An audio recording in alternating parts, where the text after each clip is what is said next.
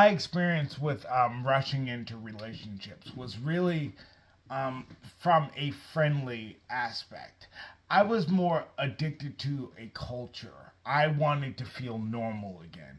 And really, that's with a lack of purpose. I felt as though that my purpose was taken away from me for whatever reason. There was this good guy version in my head playing, and so then therefore, since I'm the good guy, I was supposed to get the all the good benefits and so forth and so on, and I wasn't really considering anything that could be done for the glory of God. And really, I wasn't considering what myself and my wife could be doing for the glory of God, or myself or anybody else.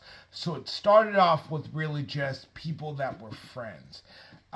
I started to rush into friendships, and I started to rush into becoming friends with people that really had nothing to do with God or the glory of God in general, or were going to do nothing Worldly, yeah. To help really society. Even if you, yes, worldly, definitely for sure. However, they weren't really contributing to goodness in society, whether you're a good Christian or not. You know, your relationship with God is between you and God. However, a lot of the friendships that I was rushing into were not looking to even be good people in society.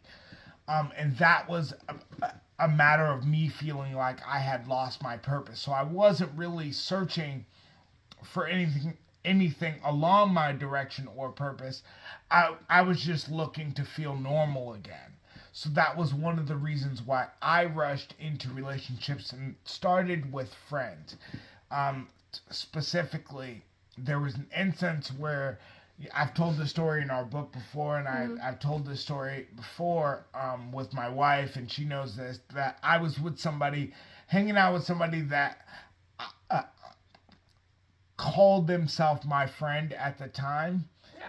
And we actually ended up getting into a car accident, and the situation was very, very ugly at the time, and they immediately showed their true colors. Yeah. They got out the car and took off, and now it's just me standing here with this big mess to clean up. However, that was identification for me that I had rushed into a friendship, that person had no intention of doing anything good for me or themselves. And I had duplicated these friendships throughout time. So after that person, it was another person, specifically an instance where they were a big gambler. They liked to go to casinos. I've never really been into it, but that was what they wanted to do. I really, especially now, I don't like casinos because of how bad they smell. Yeah. Because everybody smokes. But at that time, I was just interested. Oh yeah, I have a friend. I'm trying to really. It's more of like that pagan spouse relationship. I'm trying to feed the inside of my soul with an invitation. And so this friend, we go to this casino, and then we end up at a bar, and then it ends up being this long night of just doing things that I would never do now, that just don't make any sense whatsoever into relationships. Why a prodigal rushes into a relationship really has to do with their view of themselves.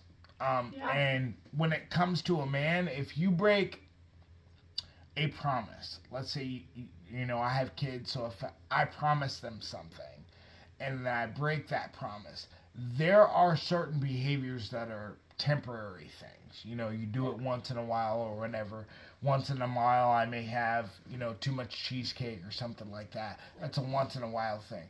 However, breaking promises is habitual. That's habitual behavior. It starts with one promise, and then next thing you know, it's several. So then when you enter into a relationship, a lot of times that's you promising somebody, hey, it's just me and you working on this together.